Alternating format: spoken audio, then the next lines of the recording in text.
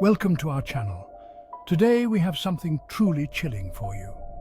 We're diving deep into the dark side of fishing, exploring the stories that keep anglers awake at night. Get ready to hear 4 very scary true fishing horror stories that will make you think twice before your next fishing trip. These are the tales whispered among fishermen in hushed tones, stories of eerie encounters, unexplained phenomena, and the chilling realization that we are not alone in these waters. He fumbled for his flashlight, his hands trembling, his breath coming in short, panicked gasps, and shone the beam across the water, hoping to catch another glimpse of the mysterious shape. The light cut through the fog, momentarily illuminating the surface, but the shape was gone, as if it had never been there. He swept the light back and forth, but there was nothing, just the swirling mist and the dark, still water, eerily silent. He tried to rationalize, to tell himself it was just a trick of the light, a figment of his imagination, fueled by the stories and the oppressive atmosphere of the lake. But deep down, a primal fear told him otherwise, a fear that gnawed at his very core. Fisherman 1, as Jake. He spent the rest of that night huddled in his boat, his fishing rod forgotten, his eyes fixed on the water, listening for any sound, any sign that he wasn't alone, that something was lurking beneath the surface. The sun finally rose, painting the sky in hues of orange and purple, chasing away the fog and revealing a perfectly calm lake, as if mocking his fear. The events of the night before seemed like a bad dream, a figment of his imagination, but the fear lingered. He packed up his gear, his movements stiff and automatic, his mind still replaying the events of the night before, unable to shake the feeling of dread. As he pushed his boat away from the small wooden dock, he noticed something strange, something that made his heart skip a beat. Hanging from the underside of the dock, caught on a rusty nail, was a piece of tattered fishing net, swaying gently in the morning breeze. Tangled in the net, its lifeless eyes staring vacantly up at him, was a fish unlike any he'd ever seen, its scales shimmering with an unnatural glow. He never spoke of what he saw that night, but he never fished alone again, forever haunted by the memory of the creature in the net, and the chilling feeling of being watched from the murky depths of the haunted lake, a place where the line between reality and nightmare blurred. He watched, his breath caught in his throat as the figure raised its arms, and for a fleeting moment he could have sworn he saw a fishing rod, its line trailing in the water, glistening eerily. He blinked, and the figure was gone, vanished as quickly and mysteriously as it had appeared. He scanned the cove, his heart pounding in his chest. But there was nothing but the rolling waves and the distant cries of seagulls. Fisherman 2, as Caleb, Finn, who had been sleeping peacefully at his feet, whimpered and nuzzled against his leg, his usually playful demeanor replaced with a whimper of unease. Even Finn, who had never shown an ounce of fear, seemed to sense that something was amiss. Caleb tried to shake off the feeling of dread that had settled over him. He told himself it was just his imagination playing tricks on him, a combination of the early hour and the solitude getting to his head. He cast his line back into the water, but the peace he usually found in fishing was gone, replaced by an unsettling feeling of being watched. The sun climbed higher in the sky, chasing away the last vestiges of the eerie glow, but the image of the figure on the water remained etched in his mind.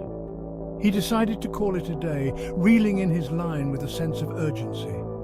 From that day forward, Caleb never returned to that secluded cove, haunted by the memory. Chapter 3. The Abandoned Boat. Our third story takes us to the murky bayous of Louisiana, a place where Spanish moss hangs heavy like a shroud, and the air is thick with humidity and the secrets of the swamp. The bayou is a world unto itself, a labyrinth of waterways and hidden corners that seem to whisper tales of the past. It's a tale about a group of friends, their laughter and carefree spirits about to collide with the chilling reality that some things are best left undisturbed. They were seeking adventure, but what they found was far beyond their wildest imaginations. The friends, Sarah, Emily, Ben, and Chris, were experienced kayakers, drawn to the bayou's mysterious beauty and the thrill of exploring its hidden waterways. They had heard stories of the bayou's eerie charm and were eager to experience it firsthand. They set out on a sunny afternoon, their kayaks gliding effortlessly through the still water, the air alive with the sounds of cicadas and the distant calls of unseen birds. The tranquility of the scene belied the dark secrets that lay beneath the surface. As they paddled deeper into the bayou, the sunlight struggled to penetrate the dense canopy of trees, casting long, eerie shadows that danced across the water's surface. The deeper they went, the more the atmosphere seemed to change, growing heavier and more foreboding. The air grew heavy with the smell of damp earth and decaying vegetation, a scent both intoxicating and unsettling. It was a smell that seemed to cling to them, a constant reminder of the bayou's ancient and untamed nature. They rounded a bend in the narrow channel and came to a sudden halt, their laughter dying in their throats. The sight before them was so unexpected, so out of place, that it took a moment for their minds to process it. There, in the middle of the waterway, sat an old, dilapidated fishing boat, half submerged in the murky water. It looked like a relic from another time, a ghostly reminder of the bayou's past. Its paint was peeling, its wooden hull rotting, and a thick layer of moss and grime covered its surface. The boat seemed to be slowly being reclaimed by the swamp, a process that had been going on for years. The boat looked as if it had been abandoned for decades. A ghost ship, silently guarding the secrets of the bayou. It was a haunting sight, one that seemed to hold a story of its own. Curiosity got the better of them, and they cautiously paddled towards the derelict vessel. They couldn't resist the urge to explore, to uncover whatever secrets the boat might hold.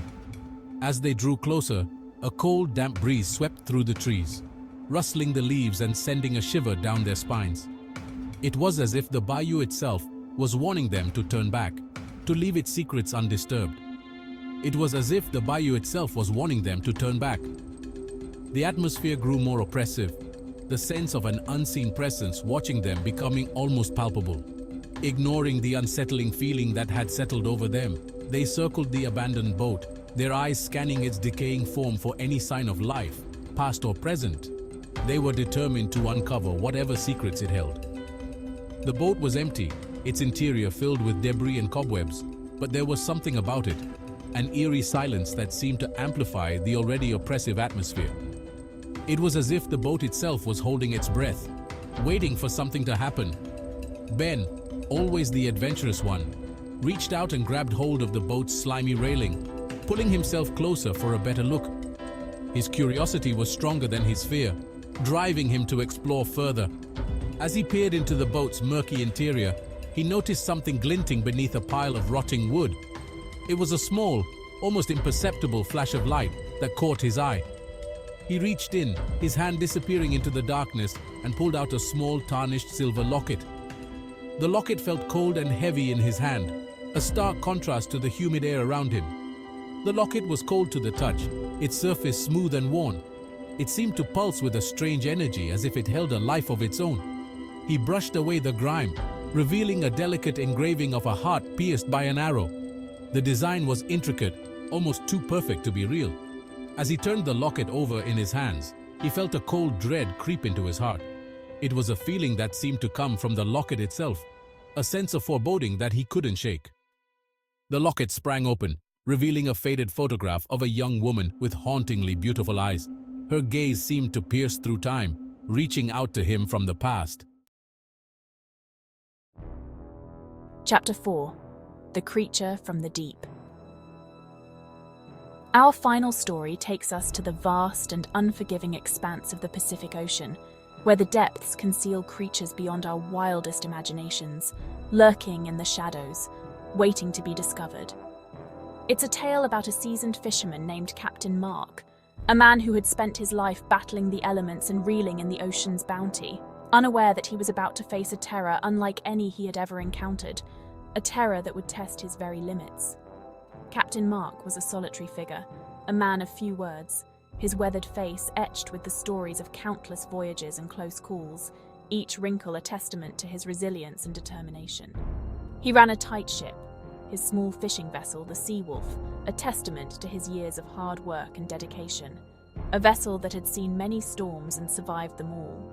He had set sail alone, as he often did, seeking solace in the solitude of the open ocean, the rhythmic hum of the engine and the cries of seagulls his only companions, a symphony of the sea that he had grown to love. The fishing had been good that day, his nets heavy with tuna and swordfish, a bountiful catch that promised a good payday. As the sun began its descent, casting long shadows across the deck, he decided to call it a day, eager to return to shore and enjoy the fruits of his labor, the satisfaction of a job well done. As he began reeling in his nets, he felt a sudden immense weight on his line, a force so powerful that it nearly pulled him overboard, a force that seemed almost otherworldly. He braced himself against the railing, his muscles straining, his mind racing to comprehend what he had hooked, a sense of dread creeping into his thoughts.